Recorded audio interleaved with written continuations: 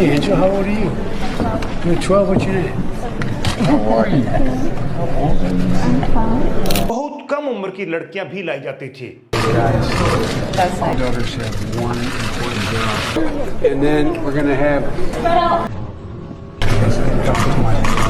No, not smile. No date till you're 30. दुनिया के सबसे ताकतवर लोगों से सीधी पहुंच थी।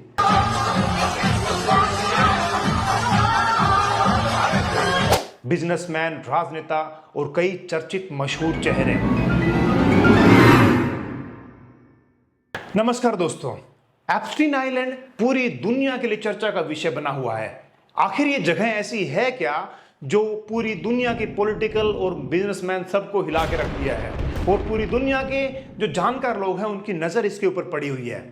इससे पहले कि इसकी पूरी कहानी जाने, हम ये जानते हैं कि ये आइलैंड था क्या और यहाँ क्या होता था। एप्स्टीन आइलैंड वो द्वीप जहां कहा गया कि दुनिया भर की लड़कियां आती थी।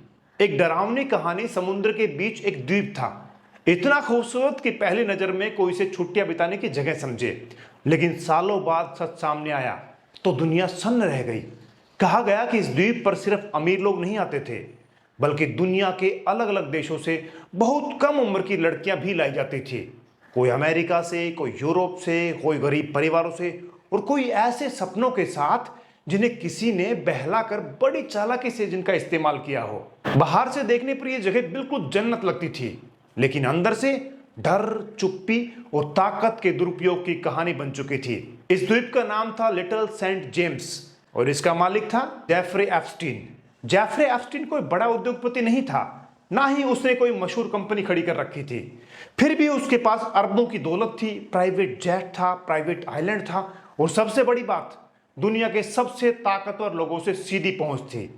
वो खुद को बिलियनर्स का फाइनेंशियल एडवाइजर बताता था, लेकिन उसकी कमाई का साफ साफ स्रोत कभी सामने नहीं आया। यही पहली चीज थी जिसने बाद में जांच एजेंसियों को भी उलझा करके रख दिया। 1998 में एप्स्टीन ने यूएस वर्जिन आइलैंड्स में लिटिल सेंट जेम्स नाम का एक आइलैंड खरीद लिया। आम आदमी के लिए वहां जाना नामुमकिन था। ऊंची दीवारें, सिक्योरिटी गार्ड्स, कैमरे, प्राइवेट हेलीपैड और एक विशाल मैंशन। द्वीप के बीच में एक अजीब सी गुंबदनुमा इमारत थी जिसे बाद में लोग टेंपल कहने लगे। उस इमारत का असली इस्तेमाल आज तक पूरी दुनिया में साफ नहीं हो पाया, लेकिन जिसने भी वहां काम किया उसने बस इतना कहा कि वहां सवाल पूछना मना था। एप्स्टीन के पास एक प्राइवेट जेट था जिसे स्टाफ अंदर ही अंदर लोलिता एक्सप्रेस कहते थे। कोर्ट रिकॉर्ड्स के मुताबिक इस जेट से कई प्रभावशाली लोग सफर करते थे, बिजनेसमैन, राजनेता और कई चर्चित मशहूर चेहरे। लेकिन साथ ही कई पीड़ितों ने आरोप लगाया कि इसी जेट के जरिए कम उम्र की लड़कियों को अलग अलग जगहों से लाया और ले जाया गया। कई फ्लाइट लोग अधूरे थे, कुछ यात्राएं दर्ज नहीं की गई और कई नाम कभी सार्वजनिक नहीं हुए। फिर भी एक एक करके आवाजें उठने लगी। कुछ लड़कियों ने कहा कि उन्हें नौकरी, मॉडलिंग या पैसों का लालच दिया गया। किसी को मसाज के बहाने बुलाया गया, किसी को बड़े लोगों से मिलने का सपना दिखाकर। शुरू में सब सामान्य लगता था, लेकिन जैसे जैसे ये एप्स्टीन के घरों और द्वीप तक पहुंचते माहौल बदल जाता था। उनके मुताबिक वहां हर चीज पर कंट्रोल था। कब बोलना है, कहां जाना है और किससे मिलना है। ये सब आरोप हैं जो बाद में कोर्ट और मीडिया द्वारा सामने लाए गए, लेकिन इन आरोपों की संख्या इतनी ज्यादा थी कि दुनिया ने इसे नजरअंदाज नहीं किया। 2008 में जब एप्स्टीन पर पहली बार गंभीर आरोप लगे तब सबको लगा कि सच्चाई सामने आएगी, लेकिन हुआ इसके बिल्कुल उल्टा। उसे एक बेहद हल्का सा समझौता मिला जिसके बाद में स्वीट हार्ट डील कहा गया। सीमित जेल, काम पर जाने की छूट और कई बड़े आरोपों से बचाव हुआ। यहीं से सवाल और जोर पकड़ने लगा कि क्या पैसा और रसूख कानून से ऊपर है। सालों तक एप्स्टीन आजाद घूमता रहा और उसकी दुनिया वैसी ही चलती रही, लेकिन सन 2019 में अचानक उसे फिर से गिरफ्तार किया गया। इस बार आरोप ज्यादा थे, सबूत ज्यादा थे और दुनिया की नजर उस पर टिकी थी। लोग मान रहे थे कि अब कई बड़े नाम सामने आएंगे, लेकिन तभी एक और चौंकाने वाला मोड़ आया। एप्स्टीन जेल में मृत पाया गया। आधिकारिक तौर पर इसे आत्महत्या कहा गया, लेकिन जेल के कैमरे खराब हो गए थे, गार्ड्स वहां काम नहीं कर रहे थे, गार्ड सो गए थे और सवालों की संख्या जवाबों से कहीं ज्यादा थी। एप्स्टीन की मौत के बाद एफबीआई ने उसके द्वीप पर छापा मारा।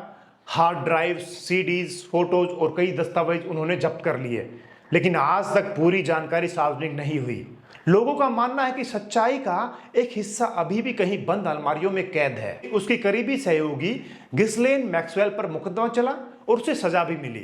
कुछ पीड़ितों को इंसाफ का एहसास हुआ, लेकिन कहानी वहीं खत्म नहीं हुई, क्योंकि एप्स्टीन आइलैंड सिर्फ एक इंसान की कहानी नहीं थी, वो उस सिस्टम की कहानी थी जहां ताकत, पैसा और चुप्पी मिलकर सच को दबा देती हैं।